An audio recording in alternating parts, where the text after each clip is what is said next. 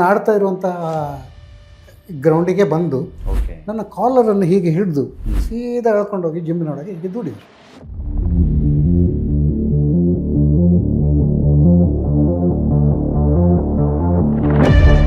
ಎಲ್ಲ ಕಾಂಪಿಟೇಷನ್ಗೆ ನಾನು ನನ್ನ ಕೈಯಿಂದ ಹಾಕೊಂಡು ಹೋಗ್ಬೇಕು. ಹಾಕೊಂಡು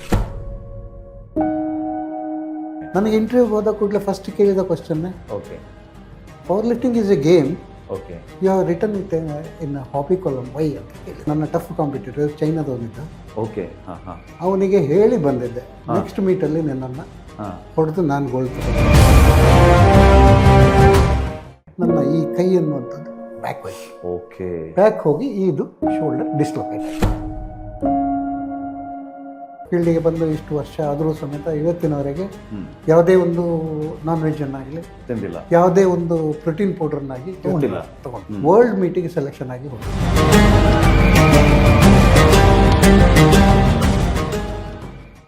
ವೀಕ್ಷಕರೇ ನಮಸ್ತೆ. ದ ಗೆಳಿಯಾರ್ ಸ್ಪಾಟ್ಲೈಟ್ಗೆ ನಿಮಗೆ ಪ್ರೀತಿಯ ಸ್ವಾಗತ. ನಮ್ಮ ಜೊತೆಗೆ ಇವತ್ತು GV ಅಶೋಕ್ ಅವರಿದ್ದಾರೆ.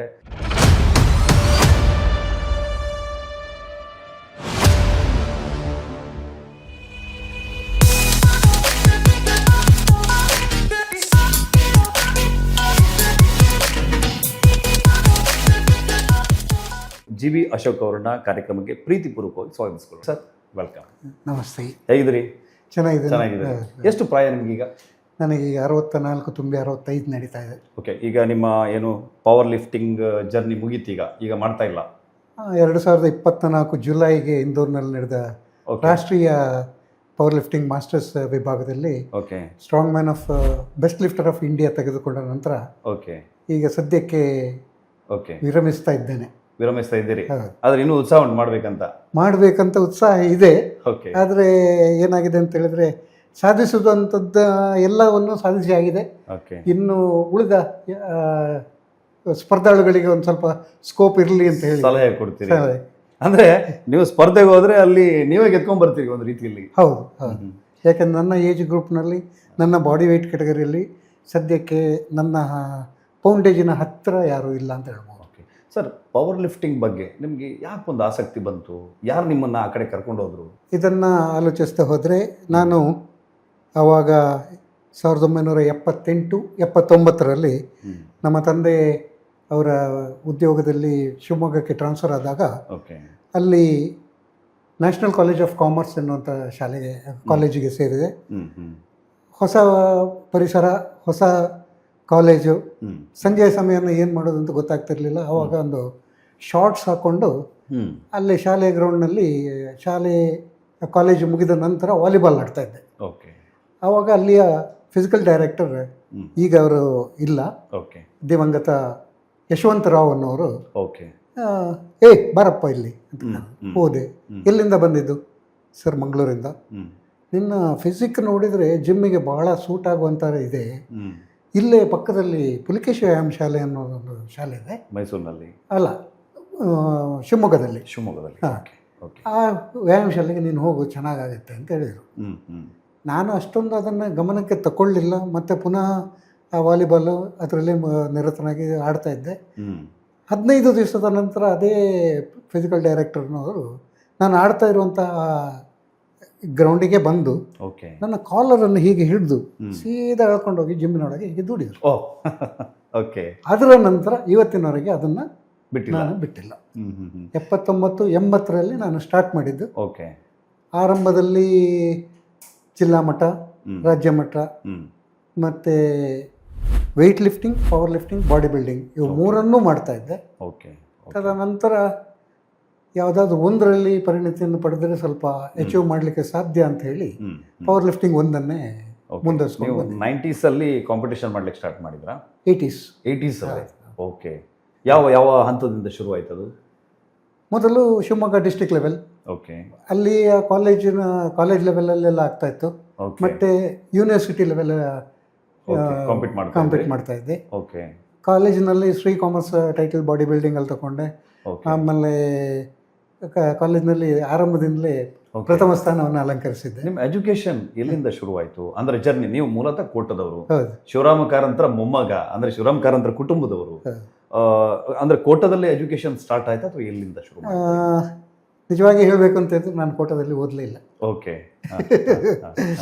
ನಮ್ಮ ತಂದೆ ದಿವಂಗತ ಜಿ ವಾಸುದೇವ ಹಿರಳೆ ಅನ್ನೋರು ಓಕೆ. ಆರಂಭದಲ್ಲಿ ಶಾಲೆಯ ಮಾಸ್ಟರ್ ಆಗಿದ್ದರು. ಆನಂತರ ಪದೋನ್ನತಿ ಹೊಂದಿ ಇಡೀ ರಾಜ್ಯಕ್ಕೆ joint director of public instruction ಆಗಿ ರಿಟೈರ್ಡ್ ಆದರು. ಅವರಿಗೆ ಎಲ್ಲೆಲ್ಲಿ ಯಾವಾಗ ಟ್ರಾನ್ಸ್ಫರ್ ಆಗ್ತಿತ್ತು ಆವಾಗ ನಾವು ಗಂಟು ಮುಟ್ಟಿ ಹೋಗ್ತಾ ಇದ್ವಿ. ಹಾಗಾಗಿ ಸಾಧಾರಣ ಒಂದು 10-15 ಊರುಗಳಲ್ಲಿ ಇದ್ವಿ ನಾವು. ಆರಂಭದಲ್ಲಿ ಬೆಂಗಳೂರು, ಆಮೇಲೆ ಸೋಮವಾರಪೇಟೆ, ಆಮೇಲೆ ಮಂಗಳೂರಿಂದ ಮತ್ತೆ ಮುಲ್ಕಿ ಆದ ಮೇಲೆ ವಾಪಸ್ ಮಂಗಳೂರಿಗೆ, ಅಲ್ಲಿಂದ ಶಿವಮೊಗ್ಗದಿಂದ ಲಾಸ್ಟ್ಗೆ ಫೈನಲ್ ಇಯರ್ ಡಿಗ್ರಿ ಆಗುವಾಗ ಬಂಡಾರ್ಕಾಸ್ ಕಾಲೇಜ್ ಕುಂದಾಪುರ. ಬಂಡಾರ್ಕಾಸ್ ಕಾಲೇಜಲ್ಲೂ ನೀವು ಕಾಂಪೀಟ್ ಮಾಡಿದ್ದೇನೆ. ಅಲ್ಲಿ ಏನು ಅಚೀವ್ ಮಾಡಿದ್ರಿ? ಬಂಡಾರ್ಕಾಸ್ ಕಾಲೇಜ್ನಲ್ಲಿ ಆವಾಗ ವೆಯ್ಟ್ ಲಿಫ್ಟಿಂಗ್, ಪವರ್ ಲಿಫ್ಟಿಂಗ್ ಬಗ್ಗೆ ಯಾರಿಗೂ ಏನೂ ಗೊತ್ತಿರಲಿಲ್ಲ. ಆವಾಗ ಒಬ್ಬರು ಪ್ರಭಾಕರ್ ಶೆಟ್ಟಿ ಅನ್ನೋರು ಫಿಸಿಕಲ್ ಡೈರೆಕ್ಟರ್ ಆಗಿದ್ದರು. ಅವರಲ್ಲಿ ನಾನು ಇದರ ಬಗ್ಗೆ ಒಂದು ಸ್ವಲ್ಪ ಡಿಸ್ಕಸ್ ಮಾಡಿ ಕಾಲೇಜಲ್ಲಿ ಇಂಟ್ರೊಡ್ಯೂಸ್ ಮಾಡಬೇಕು ಅಂತ ಹೇಳಿದೆ. ಕಾಲೇಜಲ್ಲಿ ಇಂಟ್ರೊಡ್ಯೂಸ್ ಮಾಡಿದಾಗ ಪ್ರಥಮ ವರ್ಷದಲ್ಲೇ ಒಳ್ಳೆಯ ಪ್ರತಿಕ್ರಿಯೆ ವಿದ್ಯಾರ್ಥಿಗಳಿಂದ ಬಂತು. ಅಲ್ಲಿ ಶ್ರೀ ಬಂಡಾರ್ಕಾಸ್ ಟೈಟಲನ್ನು ನಾನೇ ತಗೊಂಡೆ. ಅದು ಬಂಡಾರ್ಕಾಸ್ ಕಾಲೇಜಿನ ಪ್ರಪ್ರಥಮ title. Very good sir, very good. ಅಲ್ಲಿಂದ ಪ್ರಾರಂಭ ಆಗಿ ಇವತ್ತಿನವರೆಗೂ ಶ್ರೀ ಬಂಡಾರ್ಕಾಸ್ ಟೈಟಲನ್ನು ಆ್ಯನ್ಯುವಲ್ ಡೇಗೆ ಕೊಡ್ತಾ ಇದ್ದಾರೆ. ಓಕೆ. 1986 ಅದು 1980. ಓಕೆ ಸರ್, ಈ ಜರ್ನಿಯಲ್ಲಿ ಎದುರಾಗುವಂಥ ಸವಾಲುಗಳು ಮತ್ತು ಈ ಜರ್ನಿಗೆ ಬರುವಂಥ ಯಂಗ್ಸ್ಟರ್ಸ್ಗೆ ನೀವು ಕೊಡುವ ಸಲಹೆಗಳು ಏನಿರ್ಬೋದು ಅಂತ? ಇದರಲ್ಲಿ ಸವಾಲುಗಳು ಅಂತ ಹೇಳಿದರೆ ಮುಖ್ಯವಾಗಿ ನಮಗೆ ಸವಾಲು ಬರುವಂಥದ್ದು ಎಕ್ಸ್ಪೆಂಡಿಚರ್ ಬಗ್ಗೆ. ಓಕೆ. ರಾಜ್ಯ ಮಟ್ಟದ ಹೆಚ್ಚಿನ ಕಾಂಪಿಟೇಷನ್ನು ಮಂಗಳೂರು ಪರಿಸರದಲ್ಲಿ ನಡೀತದೆ. ಹೆಚ್ಚಂದರೆ ಈಗೀಗ ದಾವಣಗೆರೆ, ಹುಬ್ಬಳ್ಳಿ ಆ ಕಡೆ ಎಲ್ಲ ನಡೀತಾ ಇದೆ. ಈ ಸ್ಪರ್ಧಾಳುಗಳು ಎಲ್ಲ ತಮ್ಮ ಖರ್ಚನ್ನು ತಾವೇ ಹಾಕ್ಕೊಂಡು ಹೋಗಬೇಕಾದಂಥ ಪರಿಸ್ಥಿತಿ ಒಂದು. ಎರಡನೇದು, ಅಲ್ಲಿ ಕೆಲವು ಆರ್ಗನೈಸರ್ಸ್ ನಮಗೆ ಉಳ್ಕೊಳ್ಳುವಂಥ ವ್ಯವಸ್ಥೆಯನ್ನು ಮಾಡಿದ್ರು ಅದು ಯಾವುದಾದ್ರು ಒಂದು ಆರ್ಡಿನರಿ ಶಾಲೆ ಇರ್ತದೆ. ಹಾಗಾಗಿ ನಾವು ನಮ್ಮದೇ ಆದಂಥ ಲಾಡ್ಜ್ ಅದು ಇದು ಮಾಡ್ಕೊಳ್ಳೋದು. ಖರ್ಚು, ಫುಡ್ಡು ಆ ದಿನ ಕಾಂಪಿಟೇಷನ್ ಎಷ್ಟು ದಿನ ಇರ್ತದೋ ಅಷ್ಟು ದಿನ ಬೆಳಿಗ್ಗೆ ಬ್ರೇಕ್ಫಾಸ್ಟ್ ಇರ್ತದೆ, ಮಧ್ಯಾಹ್ನ ಊಟ ಇರ್ತದೆ, ರಾತ್ರಿ ಏನು ವ್ಯವಸ್ಥೆ ಇರುವುದಿಲ್ಲ. ಹಾಗಾಗಿ ರಾತ್ರಿಯ ಊಟದ ವ್ಯವಸ್ಥೆ ನಮ್ಮನ್ನು ನಾವೇ ಮಾಡ್ಕೊಳ್ಬೇಕು. ಇದೆಲ್ಲ ಖರ್ಚು ನಾವೇ ಹಾಕ್ಕೊಳ್ಬೇಕು. ಇದು ಸ್ಟೇಟ್ ಲೆವೆಲ್ನ ಮೀಟ್ನಲ್ಲಿ ಆದರೆ ಸಾಧಾರಣ ಇಲ್ಲೇ ನಮ್ಮ ಪರಿಸರದಲ್ಲೇ ಇರ್ತದೆ. ನಮಗೆ ಅವರು ಇವರು ಗುರ್ತದವರು ಪರಿಚಯದವರು ಇರ್ತಾರೆ, ಅವ್ರ ಮನೇಲಿ ಏನಾದ್ರು ಹುಡ್ಕೊಂಡು ಮಾಡ್ಬೋದು. ಹೆಚ್ಚು ಖರ್ಚಾಗೋದಿಲ್ಲ, ಒಂದು 3-4 ಸಾವಿರ 5 ಸಾವಿರದೊಳಗೆ. ಆದರೆ ನ್ಯಾಷನಲ್ ಮೀಟಿಂಗ್ ಹೋದಾಗ ಇದು ಬಹಳ ತೊಂದರೆ ಆಗ್ತದೆ. ಹೌದಲ್ವಾ? ನಮ್ಮ ಟ್ರಾನ್ಸ್ಪೋರ್ಟೇಷನ್ನು, ಇಲ್ಲಿಂದ ಹೋಗುವಂಥ ರೈಲ್ ಚಾರ್ಜು, ಅಲ್ಲಿ ರೈಲ್ನಲ್ಲಿ ಹೋಗುವಾಗ 1 ದಿನ 2 ದಿನ ಅದರ ಖರ್ಚು, ಊಟ ಕಾಫಿ ತಿಂಡಿ. ಅಲ್ಲಿ ಹೋದ ನಂತರ ನಾನು ಈಗಾಗಲೇ ಹೇಳಿದಾಗೆ ಬ್ರೇಕ್ಫಾಸ್ಟ್ ಇರ್ತದೆ, ಲಂಚ್ ಇರ್ತದೆ, ಡಿನ್ನರ್ ಇರೋದಿಲ್ಲ. ಡಿನ್ನರ್ ಮಾಡಲಿಕ್ಕೂ ಆರ್ಗನೈಸರ್ಸಿಂದ ಸಾಧ್ಯ ಇಲ್ಲ, ಯಾಕಂದರೆ ಆ ರಾತ್ರಿ ಎಷ್ಟೊತ್ತಿಗೆ ಕಾಂಪಿಟೇಷನ್ ಮುಗೀತದೆ ಏನು ಅನ್ನೋದು ನಿಗದಿತವಾಗಿರೋದಿಲ್ಲ. ಈಗ ಪವರ್ ಲಿಫ್ಟಿಂಗ್ ಮಾಡೋಕ್ಕೆ ಅಂದರೆ ತಯಾರಿ ಹೆಂಗೆ ಮಾಡಬೇಕು? ಒಬ್ಬ ಹುಡುಗ, ಅವನಿಗೊಂದು ಭಾಳ ಆಸಕ್ತಿ ಇದೆ, ಅವನು ಏನು ತಯಾರಿ ಮಾಡ್ಕೋಬೇಕು, ಎಷ್ಟು ಗಂಟೆ ಪ್ರಾಕ್ಟೀಸ್ ಮಾಡಬೇಕು ಡೈಲಿ, ಹಿಂಗೆಲ್ಲ? ನನ್ನ ಸಿನ್ಸಿಯರ್ ಅಡ್ವೈಸ್ ಏನಂತ ಹೇಳಿದ್ರೆ, ನಾನು ಈ ಫೀಲ್ಡಿಗೆ ಬಂದು ಇಷ್ಟು ವರ್ಷ ಆದರೂ ಸಮೇತ ಇವತ್ತಿನವರೆಗೆ ಯಾವುದೇ ಒಂದು ನಾನ್ ವೆಜ್ ಅನ್ನಾಗಲಿ ತಿಂದಿಲ್ಲ, ಯಾವುದೇ ಒಂದು ಪ್ರೋಟೀನ್ ಪೌಡರ್ನಾಗಿ ತಗೊಂಡಿಲ್ಲ ಸರ್. ಇವತ್ತದೇ ನಾನು ಈ ಜಿಮ್ ಜಾಯ್ನ್ ಆದ ತಕ್ಷಣ ಒಂದಿಷ್ಟು ಪ್ರೋಟೀನ್ ಪೌಡರ್ಗಳನ್ನ ತಗೋಬೇಕು ಅಂತ ಹೇಳ್ತಾರೆ. ಅದಿಲ್ಲ ಅಂದ್ರೆ ಜಿಮ್ ಮಾಡೋಕ್ಕಾಗಲ್ಲ. ಅವ್ರ ದಿನಕ್ಕೆ 1 kg 2 kg ನಾನ್ ವೆಜ್ ತಿನ್ಬೇಕು, 20 ಮೊಟ್ಟೆ ತಿನ್ಬೇಕು ಅಂತ ಹೇಳ್ತಾರೆ. ನೀವು ಹೆಂಗೆ? ಇವತ್ತಿನವರೆಗೆ ಯಾವುದನ್ನು ಉಪಯೋಗಿಸಿಲ್ಲ. ಎಲ್ಲೋ ಕಾಂಪಿಟೇಷನ್ ಹತ್ರ ಬಂದಾಗ, ಅದು ಊರಿನ ಪರಿಸರದಿಂದ ಹೊರಗೆ ಹೋದಾಗ ಎಗ್ಗನ್ನು ತಗೊಳ್ಳೋ ಅಭ್ಯಾಸ ಇದೆ. ಅದು ನನ್ನ ಬಾಡಿಗೆ ಹೆಚ್ಚು ಸೂಟ್ ಆಗೋದಿಲ್ಲ. ಅದರಿಂದ ನನಗೇನು ಹೆಚ್ಚಿನ ಇಂಪ್ರೂವ್ಮೆಂಟ್ ಗೊತ್ತಾಗಲಿಲ್ಲ. ಆದ್ರೆ ನೀವು ಹೇಗೆ ಆ ಆಹಾರ ಕ್ರಮವನ್ನ ನಿಮಗೆ ಸರಿ ಆಗುವಾಗ, ನಿಮಗೆ ಪೂರಕ ಆಗುವಾಗ ಹೆಂಗೆ ರೂಢಿಸ್ಕೊಂಡ್ರಿ? ನನ್ನ ಈ ಒಂದು ಆರೋಗ್ಯ ಮತ್ತು ಈ ಒಂದು ಪವರ್ನ ಗುಟ್ಟು ಏನಂತ ಹೇಳಿದ್ರೆ, ನಾನು ಪ್ರತಿದಿನ ಬೆಳಿಗ್ಗೆ ಎದ್ದ ಕೂಡಲೇ 1 ಲೋಟ ನೀರು ಕುಡಿಯೋದು. ಅದಾದ ನಂತರ ಹಿಂದಿನ ದಿನ ರಾತ್ರಿ ಕೆಂಪು ಕಡಲೆ, ನೆಲಗಡಲೆ, ಹೆಸರು ಕಾಳು, ಇದು 3 ಒಂದು ಇಷ್ಟಿಷ್ಟು ತೆಗೆದಿಟ್ಕೊಂಡು ನೀರಿನಲ್ಲಿ ಹಾಕಿ ನೆನೆಸಿಟ್ಟು ಬೆಳಿಗ್ಗೆ ಆ ನೀರನ್ನು ತೆಗೆದು ಎಲ್ಲ ಒಟ್ಟಿಗೆ ಇಷ್ಟಾಗ್ತದೆ. ಅದನ್ನು ಫಸ್ಟ್ ಫುಡ್ ಆಗಿ ನಾನು ತಗೊಳ್ತೇನೆ ಪ್ರತಿದಿನ. ಅದರೊಟ್ಟಿಗೆ 1-2 ಬಾದಾಮಿ ಈಗೀಗ. ಇದರಿಂದ ಏನಾಗುತ್ತೆ ಅಂತ ಹೇಳಿದ್ರೆ, ಕಡಲೆಯಲ್ಲಿ ವಿಟಮಿನ್ ಇದೆ, ಈಗ ಕೆಂಪು ಕಡಲೆಯಲ್ಲಿ, ನೆಲಗಡಲೆಯಲ್ಲಿ ಪ್ರೋಟೀನ್, ಹೈಲಿ ಪ್ರೋಟೀನ್, ಅದು ನೆನೆಸಿ ತಿಂದರೆ ತುಂಬ ಪ್ರೋಟೀನ್. ಬಹಳ ಒಳ್ಳೆಯದು. ಮತ್ತು ಇಲ್ಲಿನ ಈ ಒಂದು ಹವಾಮಾನದ ಇದಕ್ಕೆ, ಸೌತ್ ಕೆನಡಾದಲ್ಲಿ ಇರುವಂಥ ಹೀಟಿಗೆ ಹೆಸರು ಕಾಳು ನಮ್ಮ ಬಾಡಿಯನ್ನು ಕೂಲಾಗಿ ಇಡ್ತದೆ. ಓಕೆ, ಇದು ಮೂರನ್ನು ತಿಂದು ಮತ್ತೆ ನನ್ನ ದಿನಚರಿ ಸ್ಟಾರ್ಟ್ ಆಗ್ತದೆ. Okay okay. ನಾನು ಪ್ರತಿದಿನ ಫಸ್ಟಿಗೆ ಜಿಮ್ಮಿಗೆ ಹೋಗುವಾಗಿಂದಲೂ ಮೊನ್ನೆವರೆಗೂ ಜಿಮ್ಮಿಗೆ ಎಂಟ್ರ್ ಆದ ಮೇಲೆ ನನ್ನ ಪ್ರಥಮ 15ರಿಂದ 20 ನಿಮಿಷಗಳ ಎಕ್ಸಸೈಸ್ ಖಾಲಿ stretching and without touching any implements. Okay okay. ಅದಾದ ನಂತರ ನನ್ನ ಪ್ರಾಕ್ಟೀಸ್ ಸ್ಟಾರ್ಟ್ ಆಗಿದೆ. ನೋಡಿ ಜಿಮ್ಮಿಗೆ ಜಾಯ್ನ್ ಆದ ತಕ್ಷಣ ಆ ಡಂಬಲ್ಸನ್ನು ಎತ್ತೋದು ಇನ್ನೊಂದು ಮಾಡೋದಲ್ಲ, ಸ್ಟ್ರೆಚ್ ಮಾಡಬೇಕು ಅನ್ನೋದನ್ನು ಬಹಳ ಚೆನ್ನಾಗಿ ಹೇಳ್ತಾ ಇದ್ದಾರೆ. ಸರ್, ನೀವು ಅದನ್ನು ಹೇಳಿ. 15 ನಿಮಿಷ ತನಕ ನೀವು 15 ನಿಮಿಷ ಕಂಪ್ಲೀಟ್ ಸ್ಟ್ರೆಚಿಂಗ್ ಮಾಡ್ತೀನಿ. ಸ್ಟ್ರೆಚಿಂಗು ಮತ್ತು ಫ್ರೀ ಹ್ಯಾಂಡ್ ಎಕ್ಸಸೈಸ್. ನನ್ನ ಹತ್ರ ಒಂದು 15ರಿಂದ 20 ಫ್ರೀ ಹ್ಯಾಂಡ್ ಎಕ್ಸಸೈಸಸ್ ಇದೆ. ಅದನ್ನು ಒಂದೊಂದನ್ನು 2 ನಿಮಿಷ ಮಾಡಿದರೂ ಅಲ್ಲಿ 15ರಿಂದ 20 ನಿಮಿಷ ಮಿನಿಮಮ್ ಆಗ್ತದೆ. ಅದಾದ ನಂತರ ಸೋಮವಾರ ಒಂದು, ಮಂಗಳವಾರ ಒಂದು, ಬುಧವಾರ ಒಂದು. ಸೋಮವಾರ ಸ್ಕ್ವಾಟ್ಸ್ ಇಟ್ಕೊಂಡ್ರೆ, ಮಂಗಳವಾರ ಬೆಂಚ್ ಪ್ರೆಸ್, ಬುಧವಾರ ಡೆಡ್ ಲಿಫ್ಟ್. ಓಕೆ. ಈ ಬೆಂಚ್ ಪ್ರೆಸ್ ಅಲ್ಲೂ ಕೂಡ ಕಾಂಪಿಟೇಷನ್ ಇರ್ತದಲ್ಲ, ನೀವು ಪಾಲ್ಗೊಂಡಿದ್ದೀರಿ? ಪಾಲ್ಗೊಂಡಿದ್ದೀನಿ. ಓಕೆ. ಇದರಲ್ಲಿ ಸರ್, ನಾನಾಗ ಸವಾಲುಗಳ ಬಗ್ಗೆ ಕೇಳಿದೆ. ಈಗ ಕೆಲವು ಸಲ ಏನಾಗುತ್ತೆ, ಇಂಜುರೀಸ್ ಆಗುತ್ತೆ, ಕೆಲವರ ಲೈಫೇ ಇದರಲ್ಲಿ ಡ್ಯಾಮೇಜ್ ಆಗಿ ಹೋಗ್ಬಿಡುತ್ತೆ. ಇಂಜುರಿ ಆಗುವಂಥದ್ದು 2 ಕಾರಣದಿಂದ. ಒಂದು, ನೀವು ಗ್ರೌಂಡ್ ಎಕ್ಸಸೈಸ್ ಏನು ಮಾಡದೆ ಬಾಡಿಯನ್ನು ವಾರ್ಮ್ ಅಪ್ ಮಾಡಿಕೊಳ್ಳದೆ ಸ್ಟ್ರೈಟ್ ಅವೇ ಲಿಫ್ಟಿಂಗಿಗೆ, ಅದರಲ್ಲೂ ಹೆವಿ ಲಿಫ್ಟಿಗೆ ಹೋದಾಗ ಮಸಲ್ ಕ್ರ್ಯಾಕ್, ಮಸಲ್ ಡ್ಯಾಮೇಜ್ ಆಗುತ್ತೆ. ಒಂದು. ಎರಡನೇದು, ಇತ್ತೀಚಿನ ದಿನದಲ್ಲಿ ಎಕ್ವಿಪ್ಡ್ ಕಾಂಪಿಟೇಷನ್ ಅಂತ ಸ್ಟಾರ್ಟ್ ಆಗಿದೆ. ಅದಕ್ಕೆ ಬೇಕಾದಂತಹ ಕಾಸ್ಟ್ಯೂಮ್ಗಳೆಲ್ಲ ಸಿಗುತ್ತೆ. ಅದನ್ನು ಹೆಚ್ಚಿನವರು ಇಂಪೋರ್ಟೆಡ್ ತರಿಸ್ತಾರೆ. ಆದರೆ ಅದನ್ನು ಹಾಕ್ಕೊಳ್ಳುವ ರೀತಿ ಪ್ಲಸ್ ಅದನ್ನು ಕರೆಕ್ಟಾಗಿ ಹಾಕಲಿಕ್ಕೆ ಗೊತ್ತಿರುವಂಥ ಗುರು ಇದ್ದರೆ ನಿಮಗೆ ಯಾವುದೂ ಇಂಜುರಿ ಆಗೋದಿಲ್ಲ. ಕರೆಕ್ಟ್. ಅಂದರೆ ಮಾರ್ಗದರ್ಶಕರು ಕರೆಕ್ಟ್. ಈಗ ಕೆಲವರು ಜಿಮ್ ಅಲ್ಲಿ ಪ್ರಾಕ್ಟೀಸ್ ಮಾಡಿ ಒಳ್ಳೆ ದೇಹದಾರ್ಢ್ಯ ಮಾಡಿಕೊಂಡು ಅವರೇ ಜಿಮ್ ಟ್ರೈನರ್ ಆಗಿಬಿಡ್ತಾರೆ. ಯಾವುದೋ ತರಬೇತಿ ಇರೋದಿಲ್ಲ, ಇನ್ಸ್ಟ್ರಕ್ಷನ್ಸ್ ಕರೆಕ್ಟ್ ಇರೋದಿಲ್ಲ. ಓಕೆ. ನಿಮ್ಮ ಜರ್ನಿಯಲ್ಲಿ ಯಾವತ್ತಾದ್ರೂ ಅವಘಡಗಳಾಗಿರುವಂಥದ್ದು ಬೈ ಮಿಸ್ಟೇಕ್?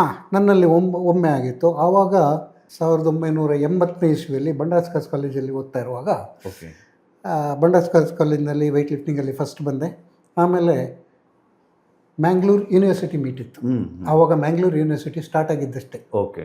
ಆ ವರ್ಷ 80ರಲ್ಲಿ. ಅದು ಪುತ್ತೂರಿನಲ್ಲಿ ಕಾಂಪಿಟೇಷನ್ ಇತ್ತು. ಪುತ್ತೂರಿನಲ್ಲಿ ಕಾಂಪಿಟೇಷನ್ಗೆ ಬಂಡಾಸ್ಕಾಸ್ ಕಾಲೇಜನ್ನು ರೆಪ್ರೆಸೆಂಟ್ ಮಾಡಿ ನಾನು ಹೋಗಿದ್ದೆ.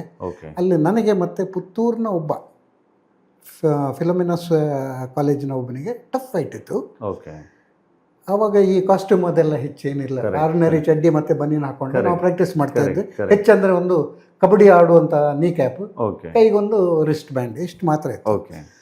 ಪ್ಲಸ್ ಆವಾಗ ನಮಗೆ ಪ್ರತಿಯೊಬ್ಬ ಲಿಫ್ಟರು ಕಾಂಪಿಟೇಷನ್ ಸ್ಟೇಜಿಗೆ ಬಂದಾಗ ಮೈಕ್ನಲ್ಲಿ ಅನೌನ್ಸ್ ಮಾಡ್ತಾ ಇದ್ರು, ಇಂಥವ್ನು ಬಂದ, ಅವನು ಇಂತಿಷ್ಟು kg ಎತ್ತಾ ಇದ್ದಾನೆ, ಸೈಲೆನ್ಸ್ ಪ್ಲೀಸ್ ಅಂತ ಹೇಳ್ತಾ ಇದ್ರು. ಅಂದರೆ ಆಡಿಯನ್ಸ್ ಎಲ್ಲ ಸೈಲೆಂಟ್ ಆಗಿದೆ. ಅದು ನಮ್ಮ ಏಕಾಗ್ರತೆಗೆ. ಅದು ಇತ್ತೀಚಿನ ದಿನ ಅದೆಲ್ಲ ಮಾಯ ಆಗಿದೆ. ಅವನು ಪುತ್ತೂರಿನವನು ಹೋಗಿ ಲಿಫ್ಟ್ ಮಾಡಿದ. I think 75 kg snatch. ಅವನದು ಫೇಲ್ಯೂರ್ ಆಯಿತು. ನಾನು ಅವನು ಈಕ್ವಲ್ ಇದ್ವಿ. ನನಗೂ 75 kg ಕೊಟ್ಟರು. ನನ್ನದು ಸಕ್ಸಸ್ ಆಗುತ್ತೆ ಅಂತ ಇರುವಾಗ ನಾನು ಸ್ಟೇಜಿಗೆ ಹೋಗಿ ಸೈಲೆನ್ಸ್ ಪ್ಲೀಸ್ ಅಂದಾಗ ಸೈಡ್ನಲ್ಲೇ ಟೈ ಪೊಯ್ ಪೊಯ್ ಅಂತೆಲ್ಲ ವಿಚಿತ್ರವಾದ ಶಬ್ದಗಳನ್ನು ಮಾಡಿದರು. ಆಗ ಸ್ವಲ್ಪ ಏಕಾಗ್ರತೆ ಡಿಸ್ಟರ್ಬ್ ಆಗಿ ನನ್ನ ಈ ಕೈ ಅನ್ನುವಂಥದ್ದು ಬ್ಯಾಕ್ ಹೋಯ್ತು. ಬ್ಯಾಕ್ ಹೋಗಿ ಇದು ಶೋಲ್ಡರ್ ಡಿಸ್ಲೊಕೇಟ್ ಆಯಿತು. ಅವತ್ತಿಂದ ವೆಯ್ಟ್ ಲಿಫ್ಟಿಂಗ್ ಬಿಟ್ಟೆ. ಅದನ್ನು ಮತ್ತೆ ಸರಿ ಕೂರಿಸ್ಕೊಂಡು ಒಳ್ಳೆ ರೀತಿಯಲ್ಲಿ ಪುನಃ ಅದಕ್ಕೆ ಕಂಪ್ಲೀಟ್ ರೆಸ್ಟನ್ನು ಕೊಟ್ಟು ಪುನಃ ನಾನು ಗೇಮಿಗೆ ಬರಲಿಕ್ಕೆ ನನಗೆ 3 ತಿಂಗಳು ಬೇಕಾಯಿತು. ಅವಾಗ ಬಾಲಾಂಜನೇಯ ಜಿಮ್ನಲ್ಲಿ ಜಯೇಂದ್ರ ನಾಯ್ಕ್ ಅಂತಿದ್ರು. ಎಲ್ಲಿ ಅದು? ಮಂಗಳೂರು. ಬಾಲಾಂಜನೇಯ ಜಿಮ್ ಮಂಗಳೂರಿನಲ್ಲಿ ಜಯೇಂದ್ರ ನಾಯ್ಕ್ ಅಂತಿದ್ರು. ಅವರು ತುಂಬ ಹೆಲ್ಪ್ ಮಾಡಿ ಇಡೀ ಕೈಯನ್ನು ರೊಟೇಟ್ ಮಾಡಿ ಕೆಳಗೆ ತಂದದ್ದೇ ಅವರು, ವಿದೌಟ್ ಎನಿ ಡಾಕ್ಟರ್. ಹಾಗಾಗಿ ಇದೊಂದು ಇಂಜುರಿಯಿಂದಾಗಿ ನಾನು ವೆಯ್ಟ್ ಲಿಫ್ಟಿಂಗನ್ನು ಬಿಟ್ಟೆ ಅಂತ ಹೇಳ್ಬೋದು. ಆಮೇಲೆ ಆಫ್ಟರ್ 60 ಕೂಡ ನೀವು ತುಂಬ ಕಾಂಪೀಟ್ ಮಾಡಿದ್ರಿ. ಪದಕಗಳ ರಾಶಿಗಳು, ಅಂದರೆ ಅಂತಾರಾಷ್ಟ್ರೀಯ ಮಟ್ಟದಲ್ಲಿ ಸಾಕಷ್ಟು ಪದಕಗಳನ್ನು ಗೆದ್ರಿ. ಅದು ಆ ಸಂದರ್ಭದಲ್ಲಿ ನಿಮ್ಮ ಅನುಭವಗಳನ್ನು ಹೇಳ್ಕೊಬೋದು. ಯಾವ್ಯಾವ ರಾಷ್ಟ್ರಗಳಿಗೆ ಹೋದ್ರಿ, ಏನೇನು ಕಾಂಪೀಟ್ ಮಾಡಿದ್ರಿ? ನನ್ನ ಪ್ರಪ್ರಥಮ ಇಂಟರ್ನ್ಯಾಷನಲ್ ಮೀಟ್ ಅನ್ನೋದು Subroto classic open invitational meet okay. ಎಟ್ ಜಮ್ಶೆಡ್ಪುರ ಆಗಿತ್ತು. ಜಮ್ಶೆಡ್ಪುರ. ಹೌದು. ಅಲ್ಲಿ 3 ಗೋಲ್ಡ್, ಸಾರಿ 4 ಗೋಲ್ಡ್, ಅಂದರೆ ಸ್ಕ್ವಾಟ್ನಲ್ಲಿ ಗೋಲ್ಡ್, ಬೆಂಚ್ ಪ್ರೆಸ್ಸಲ್ಲಿ ಗೋಲ್ಡ್, ಡೆಡ್ ಲಿಫ್ಟಲ್ಲಿ ಗೋಲ್ಡ್, ಓವರಾಲಲ್ಲಿ ಗೋಲ್ಡ್, ಎಲ್ಲ ಗೋಲ್ಡ್. 4 ಗೋಲ್ಡನ್ನು ತೆಗೆದುಕೊಂಡು ಬಂದೆ. ಓಕೆ. ಅದರ ನಂತರ ನಾನು ನೆಕ್ಸ್ಟ್ ಇಯರ್ ಏಷ್ಯನ್ ಮೀಟ್ ಹಾಂಗ್ಕಾಂಗಿಗೆ ಹೋಗಿದ್ದೆ. ಅಲ್ಲಿ ಡೆಡ್ ಲಿಫ್ಟ್ನಲ್ಲಿ ಗೋಲ್ಡ್ ಮತ್ತು ಬೆಂಚ್ ಪ್ರೆಸ್ ಆ್ಯಂಡ್ ಸ್ಕ್ವಾಟಲ್ಲಿ ಸಿಲ್ವರ್ ತೊಗೊಂಡು ಬಂದೆ. ಓಕೆ. ಆವಾಗ ನನ್ನ ಟಫ್ ಕಾಂಪಿಟೇಟರ್ ಚೈನಾದವನಿದ್ದ. ಓಕೆ. ಅವನಿಗೆ ಹೇಳಿ ಬಂದಿದ್ದೆ, ನೆಕ್ಸ್ಟ್ ಮೀಟಲ್ಲಿ ನನ್ನನ್ನು ಹೊಡೆದು ನಾನು ಗೋಲ್ಡ್ ತೊಗೊಳ್ತೇನೆ. Very good. ಅದೇ ರೀತಿ ನೆಕ್ಸ್ಟ್ ಮೀಟು ಕೊಯಮತ್ತೂರಿನಲ್ಲಿ, ಓಕೆ, ಅಲಪ್ಪಳದಲ್ಲಿ ಆಯಿತು. ಓಕೆ. Asian meet. ಓಕೆ. ಅದಕ್ಕೆ ಹೋಗಿ 3 ಗೋಲ್ಡ್, 1 ಸಿಲ್ವರ್ ತಗೊಂಡು ಬಂದಿದ್ದ. Very good, very good. Okay sir. ಅದರ ನಂತರ ಒಂದು 2-3 ಯೂನಿಟ್ ಇದಕ್ಕೆ ಇಂಟರ್ನ್ಯಾಷನಲ್ ಮೀಟಿಗೆ ನಾನು ಸೆಲೆಕ್ಟ್ ಆಗಿದ್ದೆ. ನ್ಯೂಜಿಲ್ಯಾಂಡಿಗೆ ಒಮ್ಮೆ 2016 ಏಷ್ಯನ್ ಒಸಿಯಾನೋ ಕ್ಲಾಸಿಕ್ ಕಾಂಪಿಟೇಷನ್ ಅಂತೇಳಿ. ಓಕೆ. ಆದರೆ ಅನ್ಫಾರ್ಚುನೇಟ್ಲಿ ವೀಸಾ ಅಪ್ರೂವ್ ಆಗದೆ ನನಗೆ ಹೋಗ್ಲಿಕ್ಕಾಗಿಲ್ಲ. ಓಕೆ. ಅದೂ ಅಲ್ಲದೆ ಇತ್ತೀಚೆಗೆ 2022 ಐ ಥಿಂಕ್ 2022 ಅಲ್ಲಿ ಪುನಃ ನ್ಯೂಜಿಲ್ಯಾಂಡಿಗೆ ಹೊರಟಿದ್ದೆ. ಅಲ್ಲಿಯೂ ನನ್ನ ವೀಸಾ ಸ್ಯಾಂಕ್ಷನ್ ಆಗಲಿಲ್ಲ ಇತ್ತೀಚೆಗೆ. ಏನು ಟೆಕ್ನಿಕಲ್ ಪ್ರಾಬ್ಲಮ್ ಇತ್ತು ಸರ್ ಅದು? ಒಂದನೇದು ಫಸ್ಟಿಗೆ 2016 ಆದಂಥದ್ದು. ನಮ್ಮ ಪವರ್ ಲಿಫ್ಟಿಂಗ್ ಅಸೋಸಿಯೇಷನ್ನೇ, ಆಗ Indian power lifting federation IPF ಅಂತಿತ್ತು. ಓಕೆ. ಅವರು ಅಪ್ಲೈ ಮಾಡಿದ್ದು ಲೇಟ್ ಆಗಿತ್ತು. ಓಕೆ.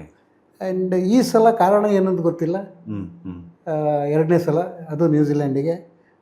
ಒಟ್ಟು 105 ಕಾಂಪಿಟೇಟರ್ಸಲ್ಲಿ 98 ಜನರ ವೀಸಾ ಸ್ಯಾಂಕ್ಷನ್ ಆಗಿ 7 ಜನರದ್ದು ರಿಜೆಕ್ಟ್ ಆಗಿತ್ತು. ರಿಜೆಕ್ಟ್ ಮಾಡಲಿಲ್ಲ ಅವರು, ಕಾಂಪಿಟೇಷನ್ ಆದ ಮೇಲೆ ವೀಸಾ ಗ್ರ್ಯಾಂಟ್ ಆಗಿ ಬಂದಿತ್ತು. ನಮಗೆ ಹೋಗ್ಲಿಕ್ಕೆ ಆಗಲಿಲ್ಲ. ಸೊ ನಿಮ್ಮ ಲೈಫ್ ಜರ್ನಿಯಲ್ಲಿ ನೀವು ಏನು ಜಾಬ್ ಮಾಡ್ಕೊಂಡಿದ್ರಿ, ನಿಮ್ಮ ವೃತ್ತಿ ಮತ್ತು ಇದನ್ನು ಹೇಗೆ ಸಂಭಾಳಿಸ್ಕೊಂಡು ಹೋದ್ರಿ? ನಾನು ಕೆನರಾ ಬ್ಯಾಂಕ್ನಲ್ಲಿ 1982 ಜಾಯ್ನ್ ಆದೆ. ಓಕೆ.